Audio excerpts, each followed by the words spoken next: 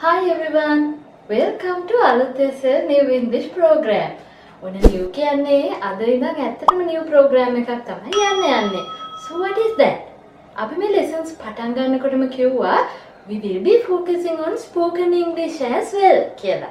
ඔයගලන්ට මතක නැත්නම් ඔයගලන්ට අපේ මුල් lesson වලට ගිහිල්ලා බලන්නත් පුළුවන්. මොකද මේ spoken English වලට ඔයගලන් කතා කරන්න යනකොට එහා මෙහා වුණොත් ව්‍යාකරණ it means grammar මම මුලදී ටිකක් කරලා තියෙනවා. තවත් අපි ඉස්සරහටත් කොටස් විදිහට ග්‍රැමර් කරන්න බලාපොරොත්තු වෙනවා. ඒ අතරතුරේ spoken English part එකත් යනවා. So what is this spoken English? කියපු ගමන්ම ගුගලම් බය වෙන අයියෝ අපිට නම් බෑ මොකටද අපි කතා කරන්නේ එයා ඉංග්‍රීසි වලින් කියපු දේ මම සිංහලෙන් උත්තර දෙනවා. Some people are thinking like that. But now you are in the society. This is the technological era. Technology එකත් එක්ක යනකොට English is very very important. As English is the link language in Sri Lanka, as you all know, it is very very important. Not only in private sector, nowadays in government sector also, English is very very important. එහෙම නේද? English එහෙමනම් කතා කරන්න ගියහම මුලින්ම කතා කරන්න. ඇයි ඔයාලා බය? හිතන්න. Don't think. හිතන්න කියලා මම කියනවා. ඇයි බය කියලා?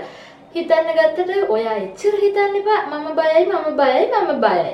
එහෙම හිතන්න එපා. ඔයා බය වෙලා ඉන්න තාක් බෑ. යන්න සමාජෙට කවුරු හරි මොකක් හරි sentence එකක් ඔයාට කිව්වොත් English වලින් don't worry, you just answer that person. ඔයා English වලින් කොච්චර වැරදුනත් කමන්නේ බය වෙන්න එපා answer එක දෙන්න. ඇයි මෙහෙම answer එක දෙන්න කියන්නේ? ඒ ඔයත් එක්ක කතා කරන මනුස්සයත් native English speaker කෙනෙක් නෙමෙයි. We all are not native English speakers. We all are English speakers of second language. What's our first language? What's our mother tongue? Yes, our mother tongue is Sinhala. But ලංකාවේ ඉන්නකොට මේ link language එක නිසා English අපිට ඕන වෙනවා. හරිද? එහෙමනම් ඔයා ඔන්න පත්තරයක් ගන්න කියවන්න. ගොඩාක් තියෙනවා English. ඒකෙන් ඔයාලට වචන අල්ල ගන්න පුළුවන් vocabulary එක වගේ develop වෙලා නැත්තම්. එහෙමනම් ඔයා මොකද කරන්නේ? හිතන්නකෝ ඔන්න ඔයා යනවා අලුතෙන් ඉන්ටර්විව් එකකට ෆේස් කරන්න. ගියාට පස්සේ මොකද කරන්න මුලින්ම දැන් සිංහලෙන් කරන ඉන්ටර්විව්ස් ලංකාවේ ගොඩාක් අඩුයි. So how are you going to face that? ඒකත් මම ඔයාලට ඉස්සරහට කියලා දෙන්න බලාපොරොත්තු වෙනවා. ඉන්ටර්විව් එකකට ෆේස් කරන විදිය, ඉන්ටර්විව් එක ඉවර කරාම ඔයා කොහොමද එළියට යන්නේ? කොහොමද එතනදී හැසිරෙන්නේ? Right, I'm going to teach all these to you all. එහෙමනම් අපි පටන් ගමු මෙන්න මේ විදිහට. Greetings. මොනවද මේ greetings කියන්නේ? පොඩි ළමයාගේ ඉඳන් ලොකුම කෙනා වෙනකන් දැනගෙන ඉන්න මොන දෙයක් තමයි greetings කියලා කියන්නේ. කියන්නේ අපි සුබ පතන විදි. සිංහලෙනුත් තියෙනවානේ ආචාර ධර්ම නේද? අපි ආයුබෝවන් කියලා පිළිගන්නවා. දැන් මේ රටේ තියෙන කන්ඩිෂන් එකත් එක්ක ආයුබෝවන් කියන සිස්ටම් එක, වෙල්කම් කියන සිස්ටම් එක ගොඩාක් හොඳයි. හැබැයි දැන් කොහොමද ඉංග්‍රීසි මිනිස්සු නම් කරන්නේ? හෑන්ඩ් ෂේක් කරනෝනේ hello, how are you කියලා. ඒක දැන් මේ රටේ තියෙන වෛරස් මේවත් එක්ක not matching. But greetings ඊට වඩා ගොඩාක් දේවල් තියෙනවා. උදේ පාන්දර නැගිට ගමන් අපි කාට හරි greet කරන්නේ කොහොමද? Yes, we say good morning.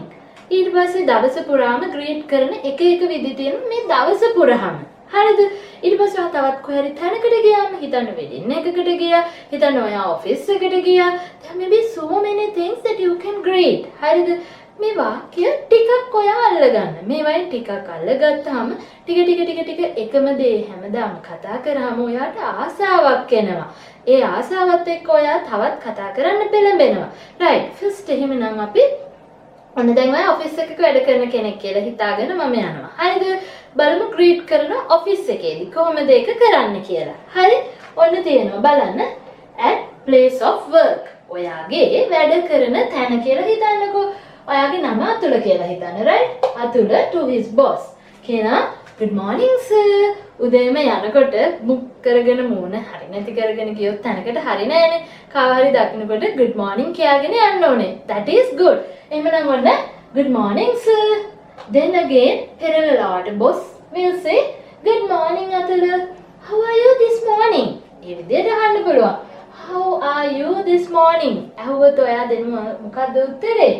ඔයා එදා දවසේ ගෙදර ලොකු ප්‍රශ්න ගොඩක ඉඳලා ආව වෙන්න පුළුවන්. but ඔයා ඒක බොස්ට කියන්න යනවද? නෑ. You say very well. Thank you. Right? ඔන්න ඔහොම තමයි උදේ පාන්දර ලස්සන greeting එකක් ඔයා දෙන්නේ. හරි? දැන් දවල් වරුවේ බොස් නෑ ඔයා ඔෆිස් එකට යනකොට. දවල් වරුවේ බොස් මීට් වෙනවා. කොහොමද පටන් ගන්නෙ? good afternoon කියන්න බලන්න. good afternoon sir. good afternoon madam. ඔය විදිහට ආට ලස්සනට කියන්න පුළුවන්. ඊපස්සේ හවසට ඉවර වෙලා යනකොට good evening madam. good evening sir. නේද? ඊට පස්සේ ඔන්න ගෙදර ආවා. අන්තිමට නිදා ගන්න වෙලාවෙ ගෙදර ඉන්න මිනිස්සුන්ට ලස්සන greeting එකක් දෙන්න පුළුවන් ඔයාට. මොකද්ද? good night. ඔන්න අපි මේ දවස පුරාවට use කරන greetings ටික තමයි මේ කතා කරේ.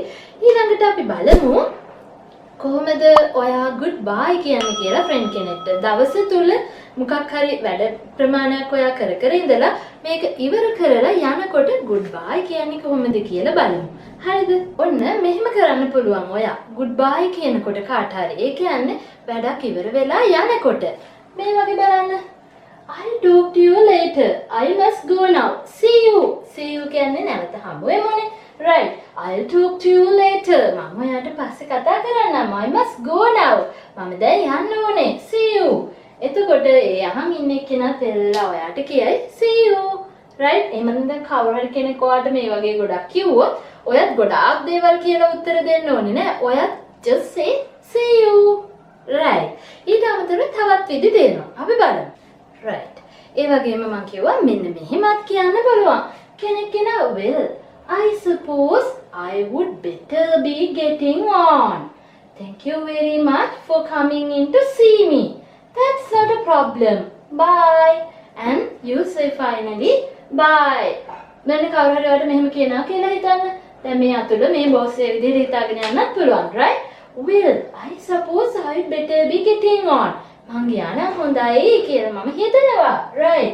Thank you very much for coming in to see me. මාව බලන්න ආවට thank you very much. Thank you very much for coming in to see me. මාව බලන්න ආවට ගොඩක් ස්තුතියි. ඔන්න ගොඩක් polite විදිහට තමයි ඉංග්‍රීසි වල මේ කතා කරන්නේ. දැන් මම මේ polite forms කියන්නේ. හරිද? ඔයා කතා කරන tone එකත් එක්කත් ඒක වෙනස් වෙන්න පුළුවන්. Again saying that's not a problem. ඒක ප්‍රශ්නයක් නෙමෙයි. Bye. මං එහෙනම් ගිහින් එන්නම්. Then again අනිත් එක්කෙනත් කියනවා bye. මෙන්න මේ වගේ conversation patterns ඔයා පුරුදු වෙන්න practice කරන්න. මේවා මේ ලියලා ඉන්න ඕන දේවල් නෙමෙයි. You just speak එන වචන මොනවද දෙක තුනක් හරි දාලා මේ වගේ තනි වචනෙන් හරි ඔයා practice කරන්න. මේ වගේ දිග ඒවා කියලා හරි ඔයාට පුළුවන් විදිහට ලස්සනට දාලා හදලා ඔයා practice කරන්න. ඔන්න ඔය විදිහට තමයි අපි කාට හරි greet කරන්නේ. ඒ වගේම මේ වැඩපළක් ගැන කතා කරන්නේ. හරි එහෙම නැත්නම් දැන් හිතන්නකෝ මේක මේ work place එකේ විතරක් නෙමෙයි. වෙනත් තැනකදී වුණත් අපිට මේ සිද්ධිය පාවිච්චි මේ වගේ වචන සෙට් පාවිච්චි කරන්න පුළුවන්. හරිද? එහෙමනම් අපි ඊළඟට බලන්න ඕනේ මොකද්ද? තව මොනවද තියෙන මේ greetings තවත් ආචාර කරන විදි මොනවද කියලා. ඒව ඔයා හොඳට හොයලා බලලා ඔයාට ආචාර කරන විදි හිතලා බලලා ලස්සන්ට ඔයාට පුළුවන් මේ වගේ වචන දාලා කතා කරන්න. අන්න එහෙමයි ඔයා ඉංග්‍රීසි කතා කරන්න practice කරන්නේ. Spoken English practice කරන්න යන්න එහෙමයි. You practice your best, then you will be able to speak in English. Don't worry and be happy.